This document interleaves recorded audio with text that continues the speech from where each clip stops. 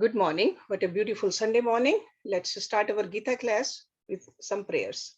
Om Parthaye Pratibodhitam Bhagavata Narayan Swayam Vyasen Grathitam Puran Munina Madhye Mahabharatam Advaitam Ritvarshine Bhagavati Mashtadashadhyayane Am Tvam Anusandhame Bhagavad Gita Bhavadveshine Namo Astu Te Vyas Vishal Buddhe फुल अरविंद आयत पत्र नेत्र येन तव्या भारत तैल पूर्ण प्रज्वलितो ज्ञान में प्रदीप प्रपन्न पारी जाताये तोत्र वेत्र एक पानये ज्ञान मुद्राए कृष्णाय गीता अमृत दुहे नमः सर्वोपनिषदो गावो दोगदा गोपाल नंदना पार्थो वत्सा सुधीर भोगता दुग्धम गीता अमृतम महत वसुदेव सुतम देवम कंस चानूर मर्दनम देवकी परमानंदम कृष्णम वंदे जगत गुरुम भीष्म द्रोण तटा जयद्रथ जला गांधार नीलोत्पला शल्य ग्राहवती कृपेन वहने कर्णेन वेलाकुला अश्वत्थाम विकर्ण घोर मकरा दुर्योधन अवर्तने सो तीर्णा खलु पांडवै नदी के वर्तका केशवा पाराशरे वत्सरोजमलं गीता अर्थगंधोटकम नानाख्यानक केसरम हरि कथा संबोधन अबोधितम लोके सज्जन षटपद रह रह पे मानम मुदा भूयाद भारत पंकजम कलिमल प्रध्वंसी न श्रेयसे मूकं करोति वाचालं पंगुम लंघ्यते गिरिम यत्कृपातमं वंदे परमानंद माधवम यम ब्रह्म वरुण इंद्र रुद्र मरुतः सुनवन्ति दिव्ये स्तवे वेदै सांग पद क्रम उपनिषदै गायन्ति यम सामगा ध्यानवस्थे तद्गतेन मनसा पश्यन्ति यम योगिनो यस्यन्तं न विदुसुर असुर गणः देवाय तस्मै नमः. Okay, I would request Urmil to recite these verses, the first few verses of chapter 9, RajVidya, RajaGuhya. Thank you, Urmil.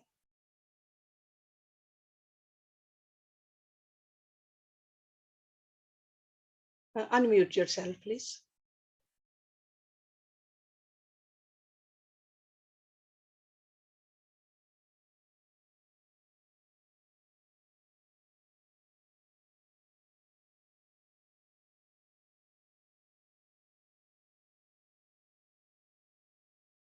Rita, can you check? Oh, here it goes. Rita has to unmute me. Oh, Rita had to unmute you. Yeah, okay, now I got it. Okay, thank you, Urmil. Thank you, Hershi. And the name of this chapter, number 9, is RajVidya, RajaGuhya Yoga, Royal Knowledge and Royal Mystery. And the first part that I'll be reciting is more about royal knowledge. And I will go up till 9:15 because this topic finishes at 9:15. Okay. O Arjun, since you are not a fault finder, nor envious of me, self-knowledge to you I will reveal. This royal knowledge and subsequent spiritual practices will free you from birth and death wheel. Self-knowledge is king of sciences and the ultimate secret.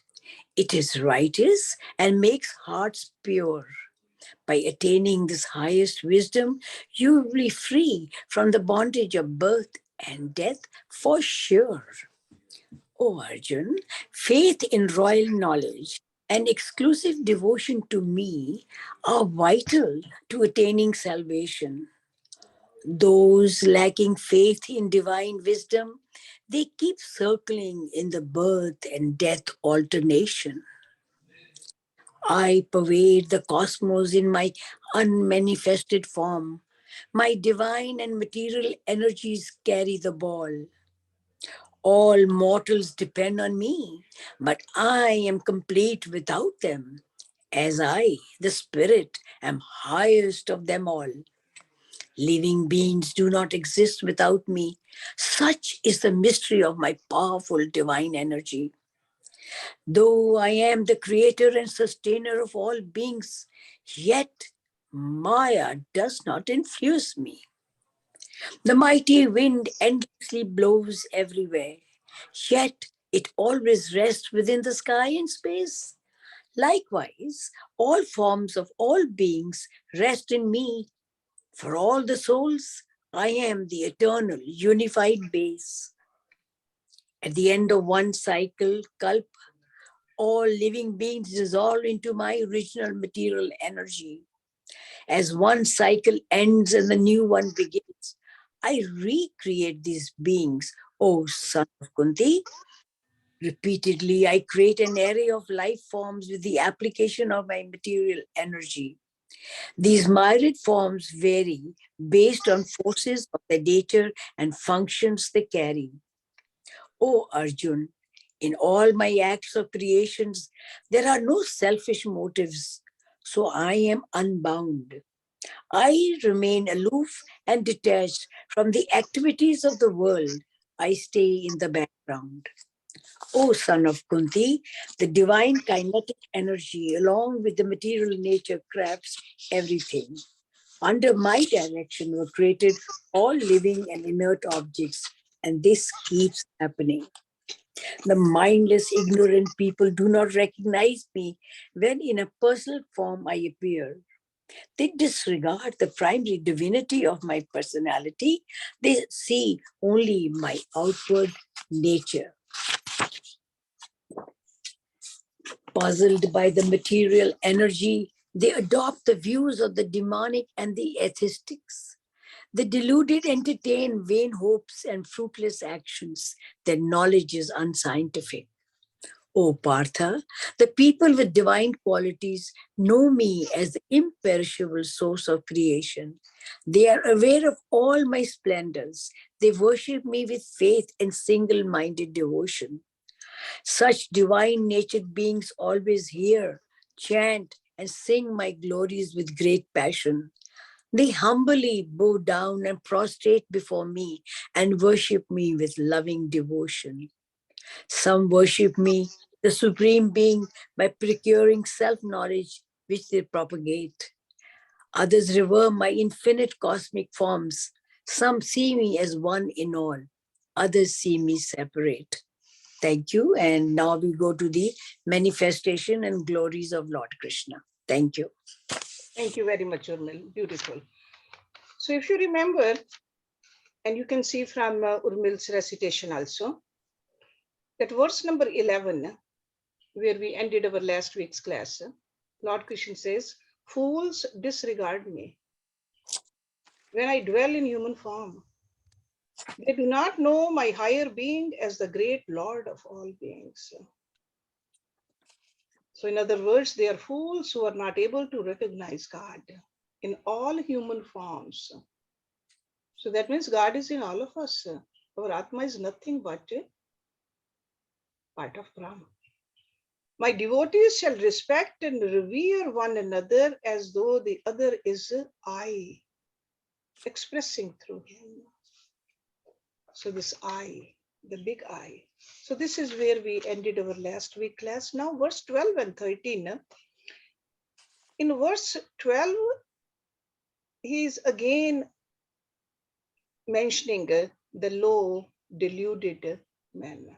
He says, Moghasha, Mogkarmana, Mogh Jnana, Vichetasa, Rakshasis Asurim cha eva Prakritim Mohinim Ashrita. Mogh means false or vain.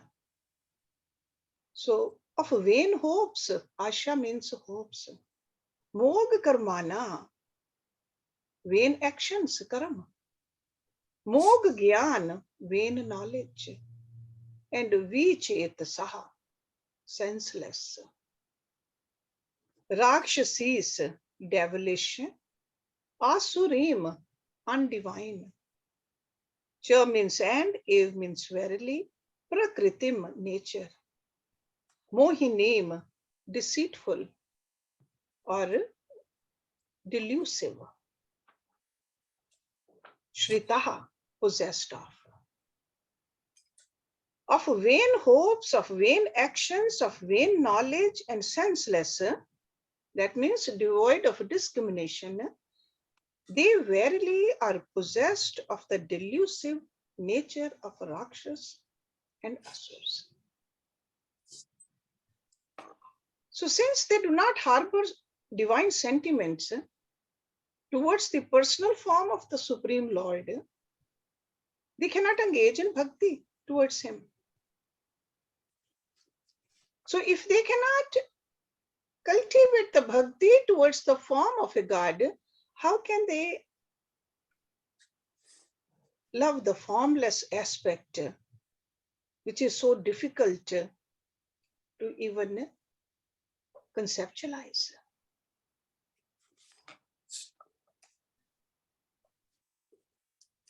And compared to this, in the next verse, he's saying, verse number 13, Mahatmana tu mam parth devim prakritim ashrita bhajanti ananya manasaha gyatva bhut adim avyaktam. No, avyam, sorry. Bhut adim avyam. Mahatmana, great souls. Tu means what? Mam means me. Parth, Arjun. Devim, divine. Prakritim, nature. Ashrita, refuged in. Bhajanti, worship. Ananya manasaha, with the mind devoted to nothing else. Ananya bhakti. Gyatva, having known. Bhut adim, the source of beings. Avyam, imperishable. But the Mahatmas, O Parth, partaking my divine nature, worship me with a single mind. That means a mind which is devoted to nothing else. Knowing me as the imperishable source of all beings. So we have seen this style not only in Bhagavad Gita, but other scriptures also, that a contrasting view. Like if you do this, you get this. If you do something different, you get that. So in the verse number 12, the deluded men, their baser nature as Rakshas and Asuras. But in verse number 13, he is painting the picture of a Mahatma, possessed of all the divine qualities. See, Mogh Asha. Asha is desires actually. So false desires. And if you have false desires, and false desires means these worldly desires, temporary desires, putting this beautiful human birth just for something which will vanish, which we cannot take with us. So that's why it's vain or false. So deluded by false desires, what do we do? Our activities are deluded too. So Mogh Asha, then Mogh Karmana. We stay so busy day and night to fulfill those wrong desires. And because of this, we get confused also. We don't know what to do, what not to do. Mogh Jnana. And we are totally confounded in our reasoning. This intellect has been given to us to rise up. But we are not using that intellect. That's why he says Mogh Jnana. And we become monstrous in our activities, where we are expressing nothing but our demonic, sensuous nature at all times. And we justify it. So such people are called here as Rakshas and Asuras. Okay? If we just sensuous pleasure is our goal. Accumulation is our goal. That ultimate goal of our life we are not even looking at. And we think body is it. No awareness of the divine sitting inside us. Inside all of us. It could be even hurting somebody, saying the wrong words without realizing there's a God in that person. It could be killing a human, not just only a human, even an animal, to satisfy our own hunger. That's a demonic act. So people who have lost their higher urges in their preoccupation with the material gains and sensuous joys, there's no sanctity in their life. To them, the temporary end justifies even the most vicious means. These are the Rakshas and the Asuras. And cause for such a fall, when we become Rakshas and Asura, it's a lower desires. Started from the Mogha Asha, the gross and the dangerous desires. Because remember, desires in the intellect order the types of thoughts in mind, and they are expressed in the outer world through our actions. Okay? It doesn't start from the action, it starts from the desires. Okay, so this is like the sequence of this term is very important for us to understand. So the actions undertaken in the present leave their impressions. They leave the impression in our chit, in our mind, deeper layers of the mind. And that's where the future desires erupt. So out of vain actions, only the negative impressions can arise. And they will thicken our dullness in our intellect. But then in the number 13, he says, as a contrast to this Rakshas culture, here is a man of wisdom, Mahatma. Mahatma will act differently. Mahatma's thoughts are different, desires are different too. So he says the great souls possessed of the divine nature of the self, desiring this infinite, seek the immortal by realizing the self.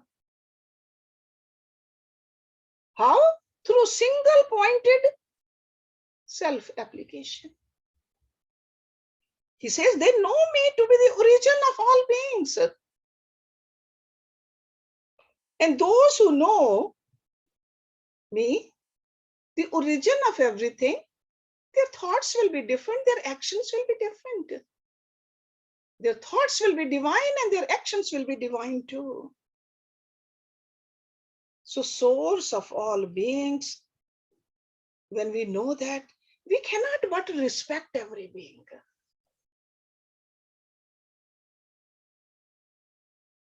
There's no greater and more effective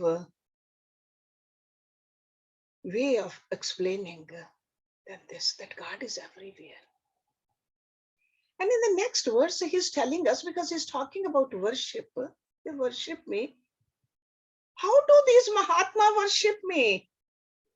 What does it really mean? Worship with a single mind or single pointed mind. He says, it's a beautiful verse where we really understand how to deepen our own worship also. If we call ourselves the devotees, bring these qualities in our devotion. Okay?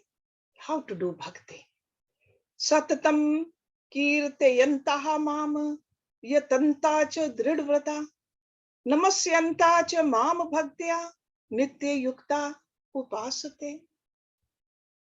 Satatam all kirtayanta, glorifying mam me, Yatantaha, striving.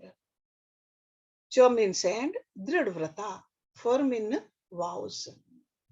Namasyanta, prostrating. Cha means and, mam me, bhaktya, with devotion. Nitya yuktaha, always steadfast. Upasate, worship. Always glorifying me. Striving, firm in vows, prostrating before me, and always steadfast. They worship me with devotion. We are all familiar with this word kirtan. Kirtan is one of the most powerful means of practicing devotion. Kirtan. Because there's a threefold devotion. Shravan, that means hearing. Kirtan, that is chanting. And smaran, remembering. Okay, but over here he's mentioning kirtan, chanting. And the goal is to fix the mind upon God. So whether we are listening or whether we are chanting or whether we are remembering, we got to fix our mind upon the God. Essence is to remember God. Because when we remember God, what are we doing? We are purifying our mind. Otherwise, mind is restless. Mind is thinking about this problem and that achievement and that person and that place. But when we are thinking about God, we are attaching the mind to the purest, and in result, mind becomes pure. So purifying the mind. It has been very popular, the kirtan, in the form of devotion among saints in Indian history also. All the famous bhakti saints, we are all familiar with. Surdas, Tulsidas, Mirabai, Guru Nanak, Kabir, Tukaram, Eknath, Narsingh Mehta, Tyagraj, and many, many others also from different traditions were great poets also, because they were so absorbed, their mind was so absorbed into God, they just wrote about God. They engaged in chanting, hearing, and remembering. The other day we were reading some scripture. I think it was a Shiv Purana.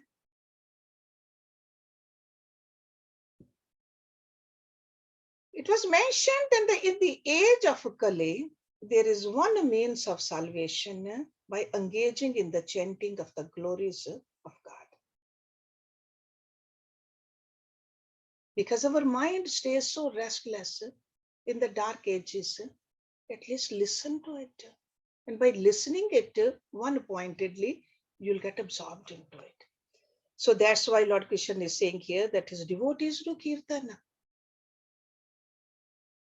while constantly engaging the mind in thinking of him. Just remember that. See, this point we miss sometimes. Sometimes we just want to say, we are saying the name of God, but mind is somewhere else. But keep the mind in thinking of him. And they practice with a great determination. He's saying that also for the purification of the mind. See, satatam kirtiyantaha mam yatanta cha dridvrata, firm vows. Namasyanta cha mam bhaktya nitya yukta upasate. Glorifying me always. Are we glorifying God for the sake of God? No, he doesn't need any glorification. We are doing it for ourselves, to purify ourselves. We sing his glories. When we sing the glories of God, what happens? There is a steady flow of love that beams out. Have you ever seen a person who is totally absorbed in God? There's a beautiful radiance on that person's face, in the personality. It's just like that radiance helps not us human beings, but even the plant kingdom, even the animal kingdom, they feel it too. So that's why when the kirtan is happening this way, that mind is totally absorbed in God, it elevates us all. But then we have to have a firm resolve also, dridvrata. Dridvrata. Once you have decided that you are going to do it consistently, constantly, with a full faith. That is a dridvrata. Constant and conscious effort is a must. If we want to get hauled from our present ruts of wrong thinking and false valuation of life and living. Because we have done the false actions or the false knowledge for so long. So it will take some time. That's why Drid Vrat is important. Continuous vigilance, non-stop self-application, and sincere pursuit is needed. Remember that it's not just one day of kirtan or 1 week long kirtan. You got to stay at it. That's why it's very important to look at the stage of your life you are in and how much time you want to devote to it on a regular basis. Okay, so that you can practically continue it for the rest of your life. So at the moments of strong temptations, sometimes we make a resolve and then later on we let it go. We don't want to do that. That resolve has to be firm, so that we can reject the false and to walk steadily on the path of the real. Remember that. So for this, you need to sit back, think about it, reflect upon it. What is doable for me? Maybe somebody else can do it 24 hours a day, but I'm not there yet. Maybe 1 hour a day, half an hour a day, or once a week. But firmness has to be there. And then what does it mean bowing down to me in devotion? This is prostration. Prostration, normally it's a physical act. When we touch the feet of our Guru, when we touch the feet or bend down our head also, that really implies detachment and surrender of all false identification. So symbolically, that's what it means. That is not when we prostrate or touch the feet of our Guru or God, we are not doing it for God or the Guru. We are doing it for ourselves. We are detaching from the false and attaching and surrendering to the real. Remember, the true devotion, true love is the same thing. So true love is unalloyed devotion. Or true devotion is unalloyed love. Either way you can look at it. And all of this can bring out a very successful culmination only by the process of detaching from the false. So the negative aspect of self-withdrawal from the layers of non-self, which is Prakriti, is indicated when we prostrate, when we bow down. Okay? And the positive side of the art of self-realization is pursued when with a steady, single-pointed mind, we rediscover ourselves. And what do we discover? We discover that the self is identification of them. There's no difference between me and him. That's a positive side. So the positive aspect is indicated by the phrase in devotion and love. Just like we love ourselves.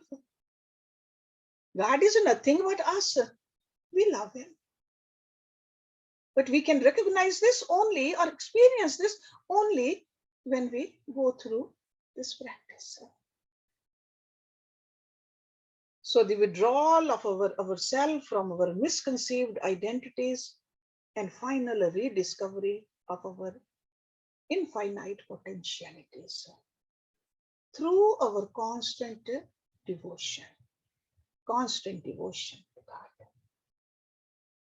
He says, steadfast and worship me, my devotees. And others, see, some people, they can do this. See, this is the beauty of this Vedic wisdom. They recognize, these rishis, they recognize that we all are sure at the essence level we are the same. But the layers of our personality, it has gone through mutation. Some people very easily can do this. Some cannot. So what do the others do? Lord Krishna says in verse number 15, Gyan yagyen cha api anya yajantaha mam upasate ektven prithakatven bahuda vishvato mukham. Gyan yagyen, with the wisdom sacrifice. Cha means and, api means also. Anya, others. Yajantaha, sacrificing. Mam me upasate, worship. Ektven, as one. Like ek tattva, ektven. Prithakatven, as different. Bahuda, in various ways. Vishvato mukham, all faced. Vishvato mukham. Others also. So who cannot walk on the bhakti marg, they also offering the wisdom sacrifice, Gyan Yagya, worship me in various ways. Regarding me as the one, as the distinct, as the all-faced, in all forms, faces everywhere. That means God is everywhere. So the practitioners, they follow different paths of spirituality to reach the absolute truth. So in this verse is talking about the Gyan Yogi. Gyan Yogi. So let's look at the term Gyan Yagya first. Sometimes it gets very hard to understand what this Gyan Yagya means.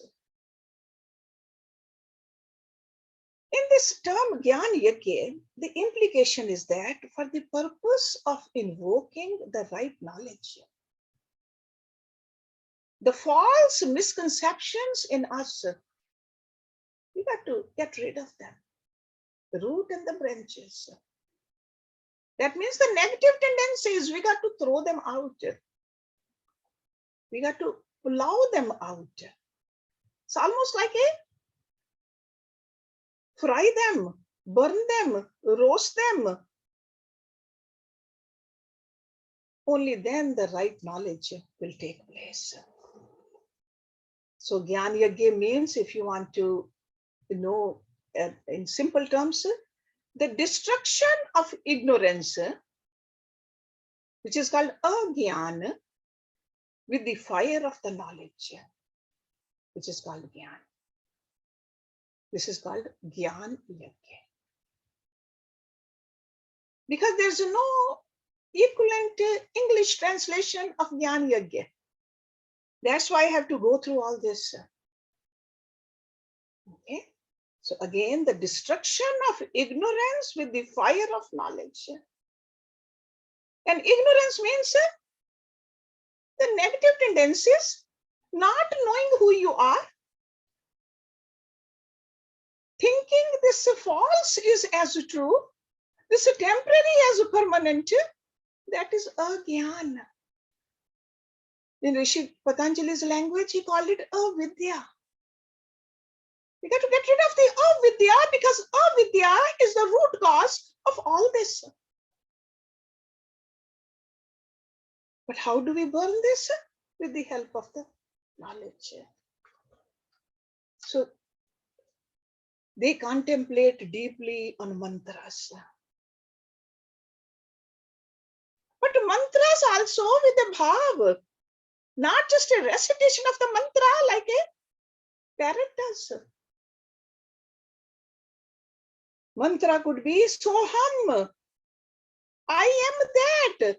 But we got to know, we got to realize what is I and what is that.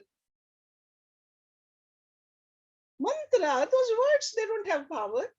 It's the mind, whatever it thinks, brings the power. Shivoham, I am Shiv. All auspicious. So these devotees, or these jnanis, I should say, their ultimate goal is to attain the realization of the supreme entity as the undifferentiated Brahma, which possesses the attributes of eternality. It's eternal, it's everywhere. There's no place it's not.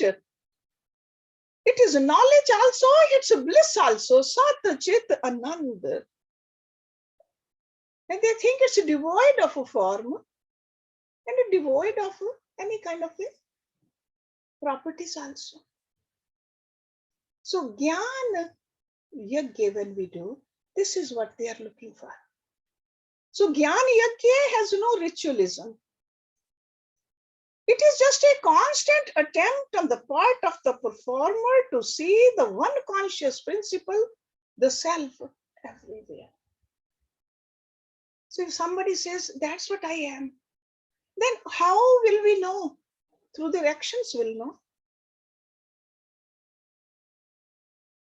Because whatever the desires are, whatever the knowledge is, ultimately in the grossification, we see it in actions.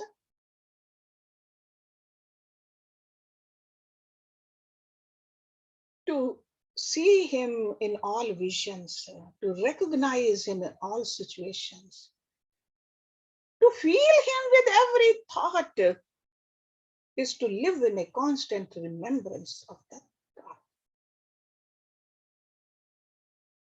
So such people worship the self through the wisdom sacrifice, Gyan Yajna. In the beginning, sure, this attempt is very conscious. Consciously, you want to do it. You have a little ant in your room. Consciously, you got to see God is in that ant also. Without God, that ant cannot move. Your attempt will be to crush it, but to consciously think about it, an alternative. Can I pick it up and put it out? Is it in my power to do that? So consciously. Somebody is saying something wrong about you. Impulsively, you want to react. But at that time, stop and consciously think that, can I handle this situation differently where there's a God in the other person also? Why should I hurt somebody? Even if they hurt me. Not to hurt anybody when nobody is hurting is very easy. But when somebody is provoking you and still not hurting, that only a yogi can do. So this is the Jnana Yajna. So that's why I said in the beginning, this attempt of seeing the God is a conscious act, but ultimately it becomes very easy. For a man of realization, a yogi, because a yogi is experiencing the self, the God. It's very easy. Remember, self-realization is not at all complete if the realized one can keep his composure and equanimity only in the solitude and silence.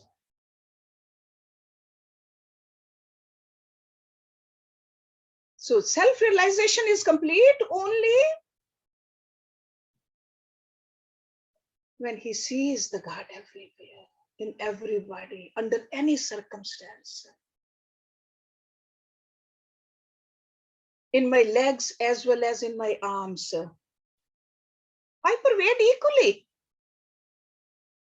at all moments. And I know I'm there.